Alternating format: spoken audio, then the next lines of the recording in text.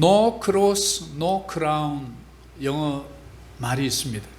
십자가 없이는 면류관도 없다라는 말이지요. No guts, no glory. 용기 없이는 영광도 없다, 이런 말이 있습니다. No legend, no story. 전설이 없으면 이야기도 없다, 이런 말이 있습니다. 어쩌면 이 몇 개의 영어 말을 생각할 때 저는 바로 오늘 읽었던 본문 말씀에 한 인물을 여러분과 함께 말씀을 통해서 그분의 믿음에 관한 내용을 나누고자 합니다.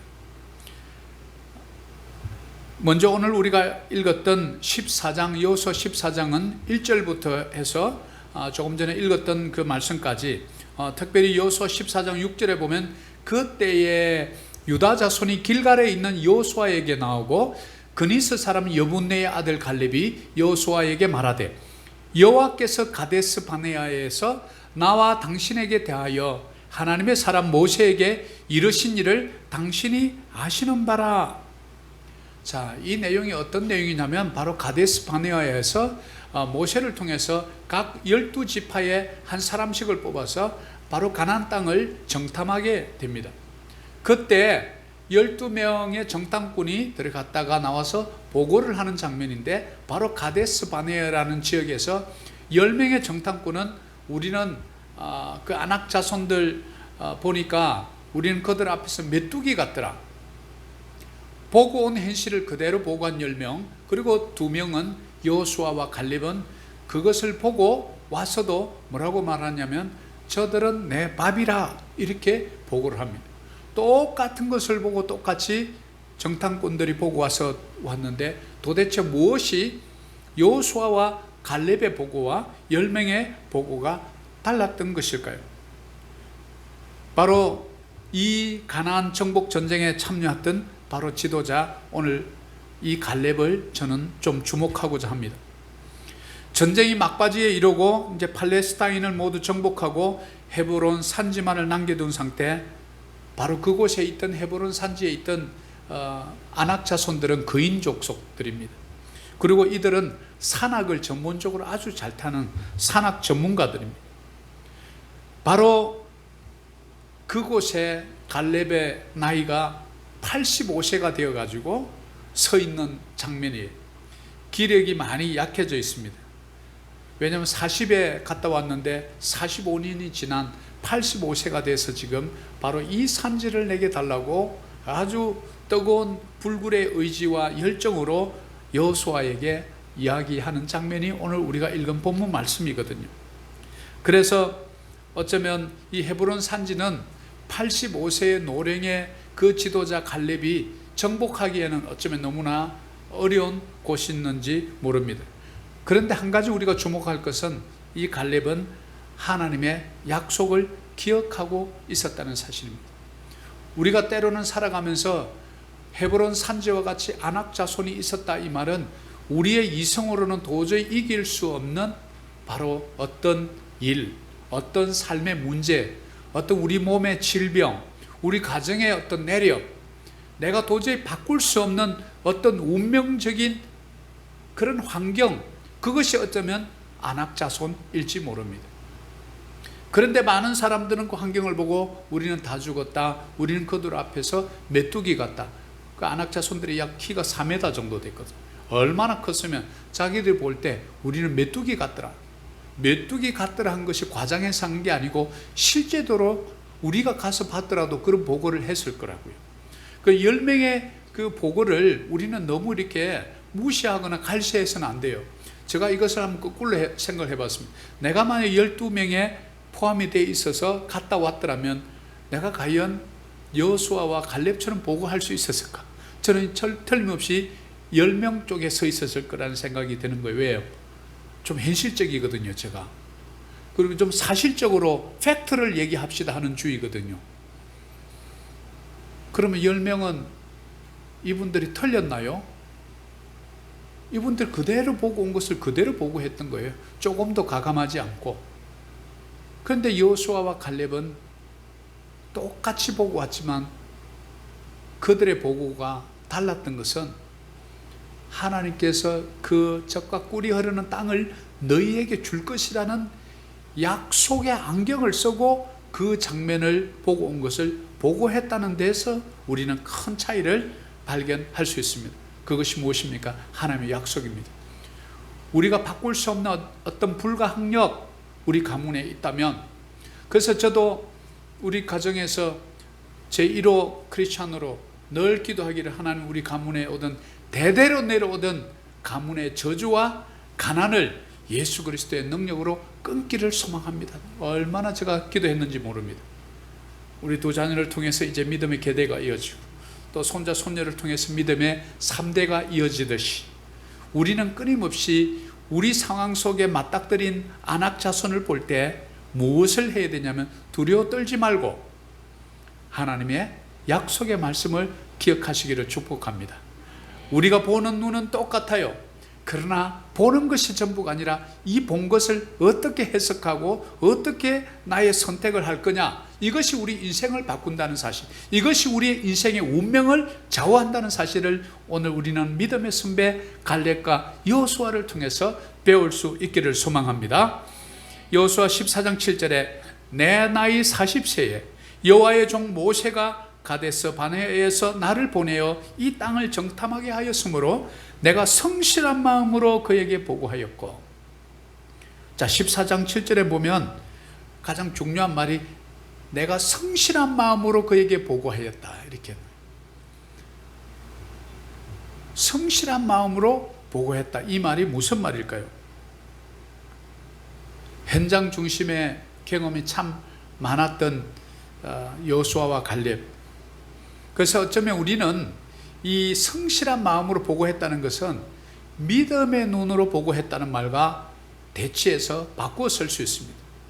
그래서 우리는 진정한 믿음은 우리 눈에 보이는 어떤 감정이나 보이는 느낌이 아니라 뭐냐면 말씀의 약속에 근거한 믿음이라는 것을 알 수 있습니다. 우리 도표를 이렇게 한번 보시면 바로 그것을 우리에게 설명해 줍니다.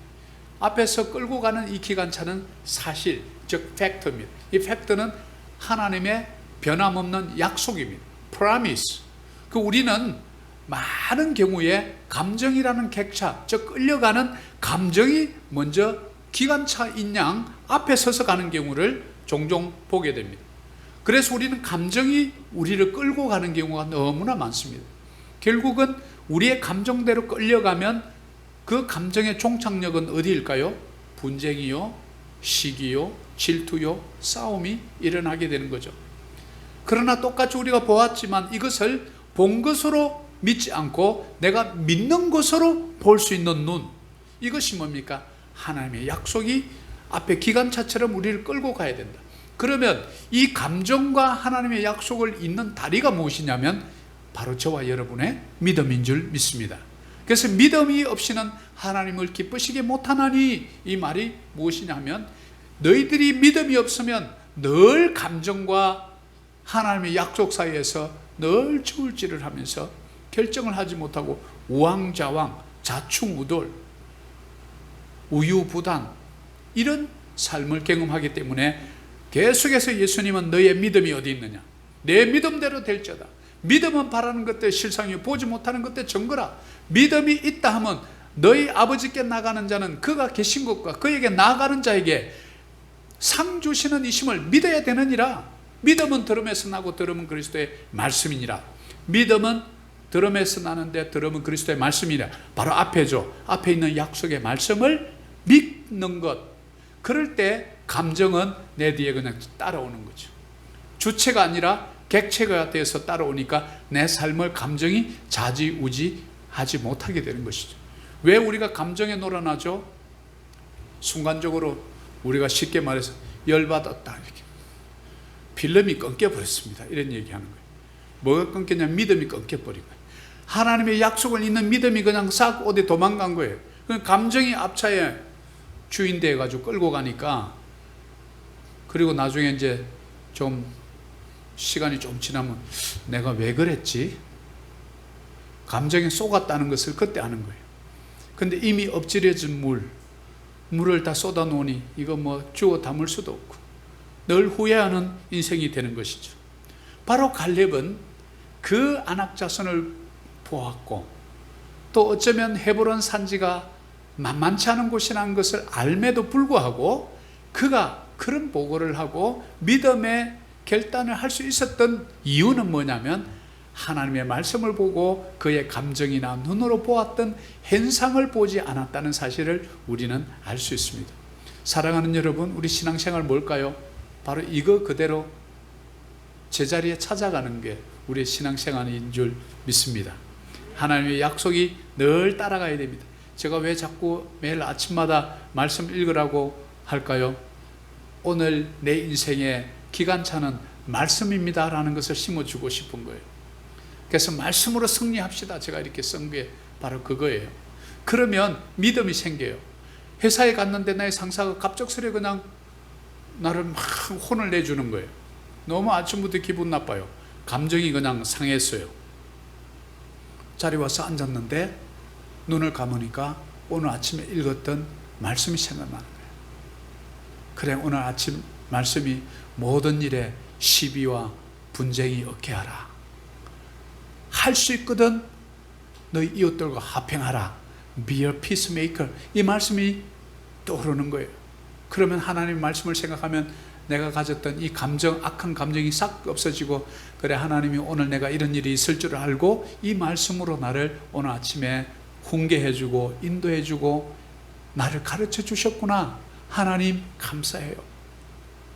그러면 하나님께 감사하고 나면 나를 혼냈던 그 상사를 봐도 그래, 무슨 좋지 않는 일이 있었겠지 이러면서 이해가 되고, 오히려 내가 커피 한 잔을 타가지고 Sir, boss 이러면서 커피 한 잔, 아니 내가 혼나면 그냥 아주 화가 나가지고 이렇게 내 얼굴도 안 봐야 되는데 커피를 하나 타오는 이 무슨 역설. 야, 저 친구 좀 남다른데? 이렇게 할 수 있는 힘은, 내적인 힘은 어디서 나오는 거예요? 하나님의 약속을 기억할 때 나온다는 사실이에요. 이 약속을 기억하지 않으면 감정대로 하루 종일 그냥 뿌러통 해가지고 불러도 대답도 잘 안 하고, 그 집에 와서 집에 오는데 고양이가 또 나온다고 기분 나쁘다 고양이를 차가지고 또 고양이 발이 부러져서 또 약값 들어, 또 하루 휴가 내야 돼. 이게 뭐예요? 악순환. 우리는 갈렙이 정말 좋은 신앙의 태도 하나 가졌던 것, 우리가 배워야 될 것은 바로 그런 순간에 하나님의 약속의 말씀을 기억했다는 사실을. 여러분, 그래서 말씀 암송 자꾸 하려고 우리가 1월, 2월 이달의 말씀 자꾸 하는 거예요. 외우다 보니까, 하도 반복하다 보니까 일주일에 4번, 5번이지만 반복하다 보니까 어느 순간 그 말씀이 한 구절이라도, 한 단어라도 내 뇌리에 떠오르더라는 거예요.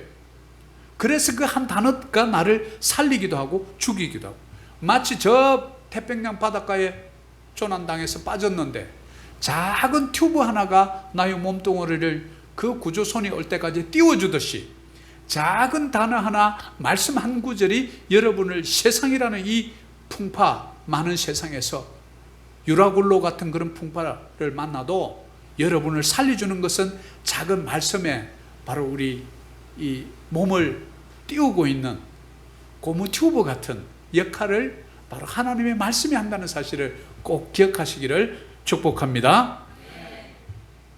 그리고 여호수아 14장 8절에 나와 함께 올라갔던 내 형제들은 백성의 간담을 높게 하였으나 나는 내 하나님 여호와께 충성하였으므로. 자, 여기서도 보면 계속 태도가 남과 다른 태도를 가지고 있다는 것을 볼 수 있는데, 나와 같이 올라갔던 형제들이 누굽니까? 10명의 바로 10개 지파의 두령들이었어요.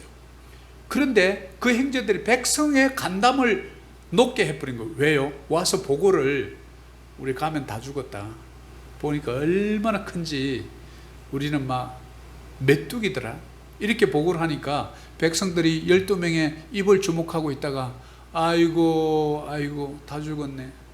모세야 애굽에 매장지가 없어서 우리를 이렇게 불러놔서 이제 다 죽게 만들었습니까? 간담이 녹아버린 거예요. 마음이 벌써 녹아내려버린 거예요. 그렇지만 나는 갈렙입니다. 나는 내 하나님 여호와께 충성하였으므로. 여기 보면 I wholly follow the Lord my God. 나는, 우리는 나는 내 하나님 여호와께 충성하였으므로 이돼 있지만 but I wholly follow the Lord my God. 나는 온전히 여호와 내 하나님을 따랐다는 거예요.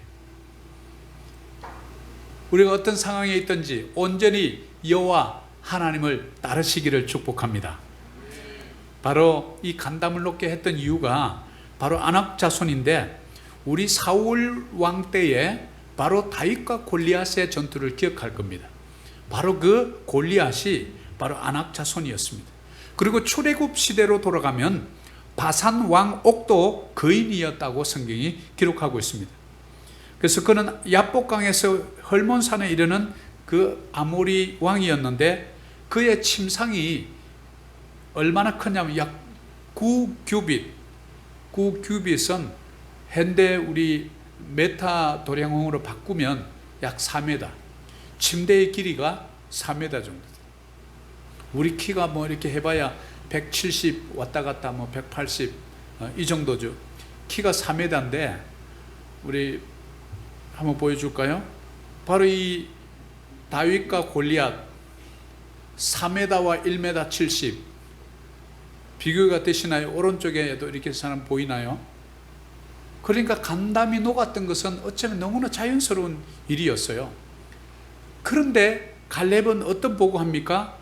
나는 내 하나님 여호와께 충성하였다. 나는 내 온 마음을 다해서 여호와 하나님을 따랐다. 우리 삶 가운데 골리앗과 같고 아낙 자손과 같은 삶의 문제가 여러분 앞을 가로막고 있을 때, 여리고 성과 같은 불가항력적인 불가능한 모습이 우리 앞에 가로막고 있을 때, 여러분 온전히 하나님을 따르시기를 축복합니다. 여호수아 14장 9절은 또 이렇게 우리에게 알려줍니다. 그날에 모세가 맹세하여 이르되 내가 네 하나님 여호와께 충성하였은즉 내 발로 밟는 땅은 영원히 너와 네 자손의 기업이 되리라 하는 약속을 갈렙이 기억하고 있었던 거예요. 땅에 대한 약속이에요. 내 발로 밟는 땅은, 그럼 발로 밟으려면 어떻게 해야 되죠? 나가야죠. 전투의 현장으로 가야죠. 삶의 현장으로 나가야죠. 그래야 내 발로 밟을 거 아니에요. 발로 밟는 땅은 여러분이 지금 몸담고 발 딛고 있는 그 삶의 자리, 바로 workplace, 우리의 직장, 우리의 어쩌면 시장, 마켓플레이스, 그곳이 내가 발로 밟고 있는 땅이에요. 그 땅을 영원히 네 자손, 너와 네 자손의 기업이 되리라 하였음, 이것을 딱 붙잡고 있었다는 사실을 알 수 있어요. 그럼 한마디로 갈렙이 그 믿음의 사람으로 여호수아와 함께 오직 나중에 그 10지파는 다 이렇게 수령들은 다 죽어버리고 이제 여호수아와 갈렙만 가나안 땅을 결국은 들어가게 되거든요. 그러면 두 사람을 완전히 차별화했던 가장 중요한 것 한 가지는 뭐였냐면, 갈렙은 끊임없이 말씀을 기억하고 있다는 사실을 우리는 놓치시면 안 됩니다. 어떤 말씀이, 모세가 맹세하여 모세가 알려준 그 말씀을 기억하고 있었던 거예요.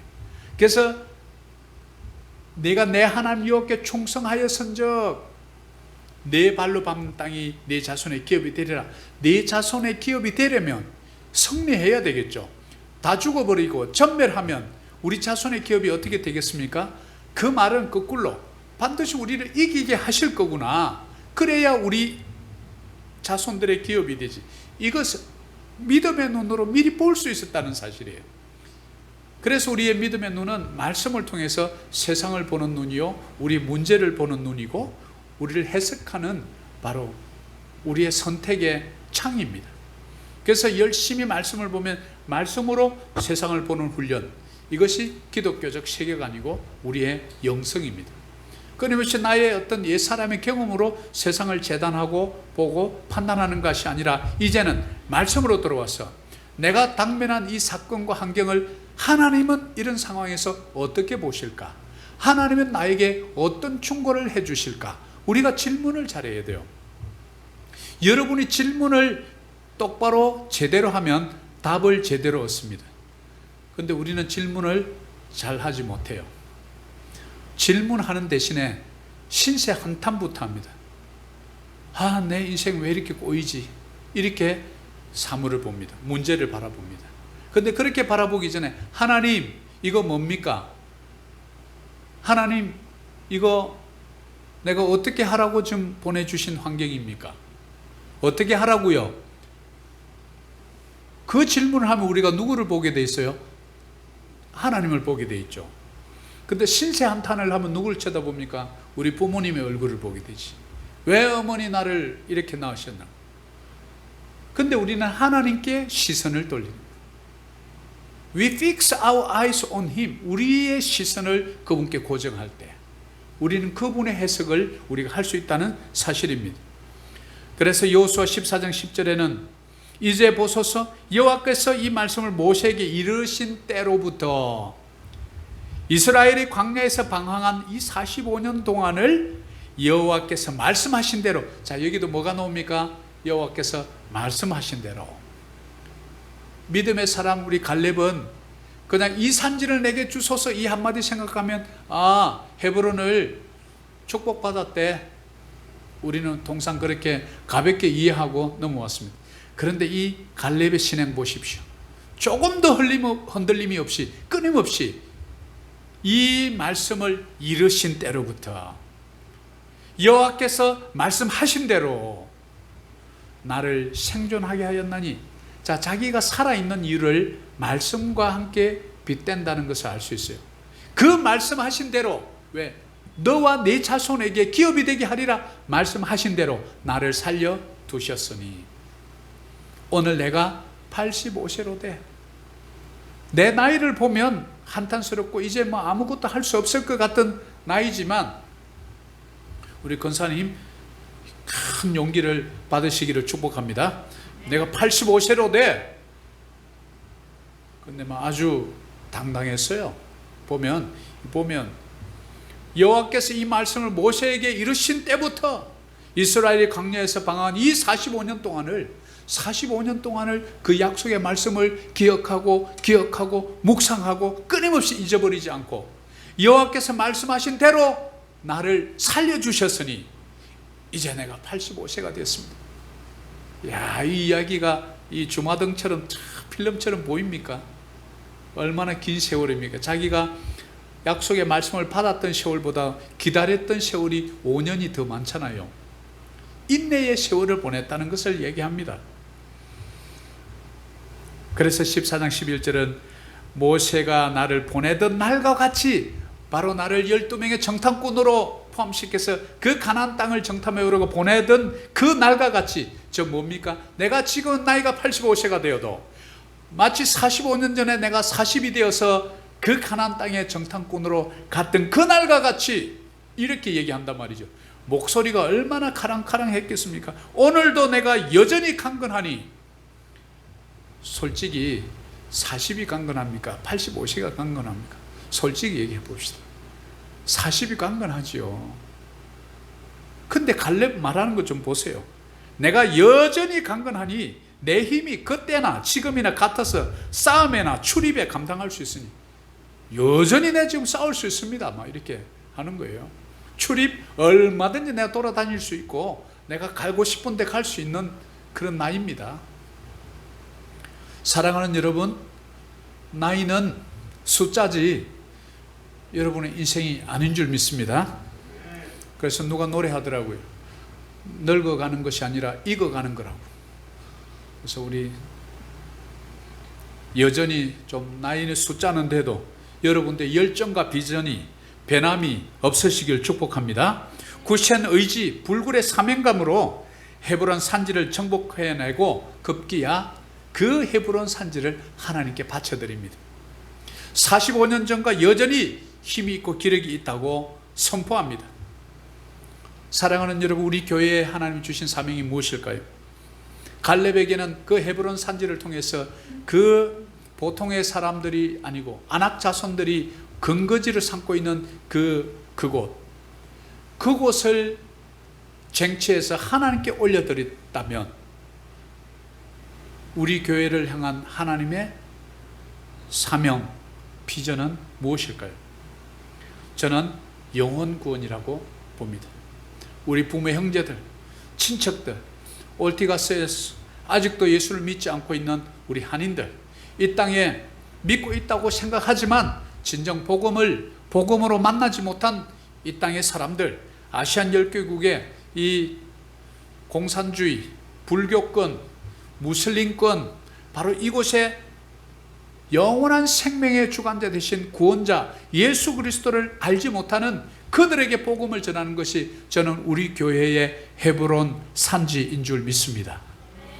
여전히 성성하니 약속의 말씀을 보고 사도행전 29장을 써나가겠다는 우리의 의지대로 하나님께서 3년 전에 이 교회를 주셨던 것처럼 여전히 내가 힘이 성성하고 그때나 지금이나 여전히 강건하니 내 힘이 그때와 같아서 싸움할 수 있고 영적 전쟁입니다. 출입에 우리 아시안 10개국을 다 감당할 수 있습니다.